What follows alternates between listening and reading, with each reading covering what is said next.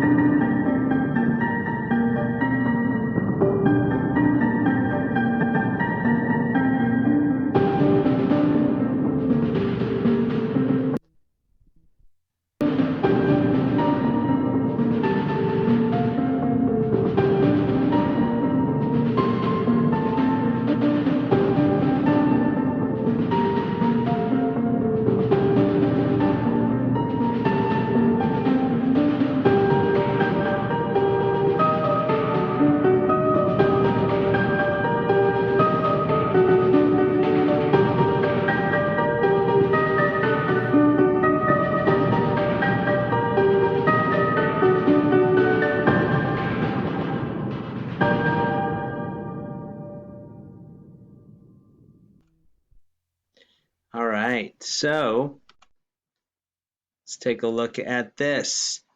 So really the idea here behind this little video is you don't get the full picture until all the pieces are put together. So when you're reading a text, you pull different parts together, but really to get the full picture, you have to see all of it and kind of compare and contrast the differences and piece it together. And so when you read about a subject, like dogs, for instance, you learn different facts, different pieces of information. So one text might describe the different breeds of dogs. Then you go find a different text that might give information about the different jobs that exist related to taking care of dogs.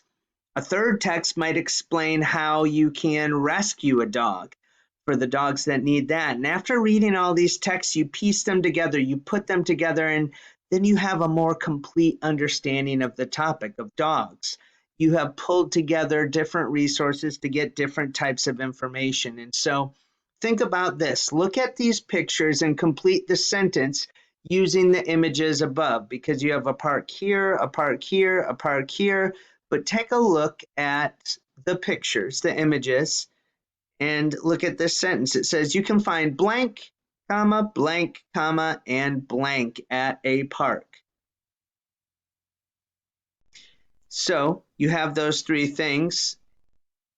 And if you think about this, this is a sentence frame. It integrates different parts, several different pictures, different sources, and you could say when you read the text on the same topic, Okay, you could say, all right, parks, you can find slides or playground equipment, benches, fields to play in, green grass to lay on, however you discover information about parks. It could be from pictures, it could be videos, it could be texts that you read.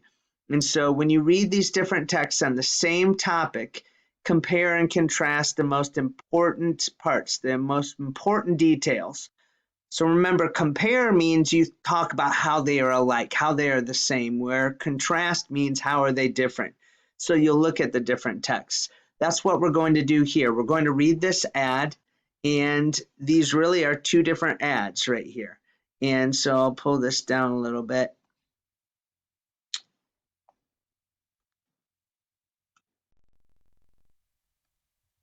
There you go, so you can see it. So you have the Dynatac 8000X. It says all new for 1983. Yes, you heard correctly. Wish you could make a phone call anytime, any place? Well, now you can with your own handheld cellular phone. Save favorite numbers? Yep. Talk for up to 16 minutes? Check. And at only 28 ounces, this phone can go anywhere that you can. Order yours today. And so there is an ad taken out in a newspaper for the Dynatac 8000. Here's a different ad. It says, cellular phones approved for sale, September 21st, 1983. Today, a company received FCC approval to sell the Dynatac 8000X. This phone will be the first handheld cellular phone to be offered to the public. It offers 60 minutes of talk time and weighs 28 ounces. The initial price will be $30,995. Did you see that? $4,000 for the first portable mobile phone ever made. Back then, in 1983, they were charging that much. So, think about the first ad.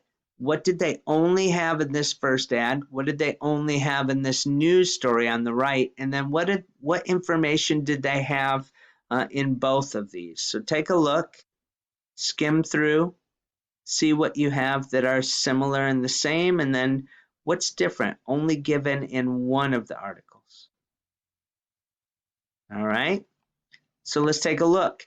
The first ad shows what the phone looks like. It has a picture. It says you can save your favorite numbers, and it can be ordered in 1983. And so you have this where here is the picture, the visual. Here it says saving your favorite numbers. And it does say 60 minutes, but here it says 60 minutes. It does say 28 ounces. Here it says 28 ounces. And so you have different items that you learn from both. This one gives the price. The public, can you believe this? $3,995 for this phone, and they give the information that this is the first handheld phone ever offered to the public, and so it's going to be pretty pricey. It's the first one ever. They don't have many, extremely rare. You pretty much have to be rich to have something like this. The ideas that have the same information in both the ad and the news story are the name of the product, the Dynatac 8000X, the fact that you could talk for up to 60 minutes in the 28 ounces, as I pointed out, 60-60 right there, 28-28, and then the name, the Dynatac 8000X. And so that's the idea here, comparing, contrasting, how are they the same, kind of like a Venn diagram. You've been doing these for years. Hopefully you're an expert. The reason why we're doing this is because we really want to look at different texts and figure out what information we can pull from both. So independently, you read the two articles today called A Short History of Computers and an article called Computers Today. After reading the articles, there's an assignment that you're going to complete just called Computers on It's Learning, and then take a look to see if you have an art conference scheduled this week and do your reading. You guys are awesome. I know you'll do great.